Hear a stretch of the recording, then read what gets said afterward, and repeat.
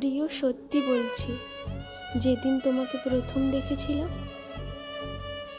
আমি ভাবিওনি তুমি আমার জীবনে এতটা স্পেশাল মানুষ হয়ে যাবে। আমার ছোট ছোট জিনিসগুলোতে তুমি জুড়ে গেছো, আমার এত খেয়াল রাখো, এত ভালোবাসো। আমার ভালোবাসায় তোমার কাছে তুচ্ছ। তুমি আমার সাথে রাস্তা পর্যন্ত পৌঁছে যেতে রাজি আছো, আমি কোনোদিনও ভাবতে পারিনি। তোমাকে দেখা মানে পৃথিবীতে যত খুশি সব পেয়ে যাই।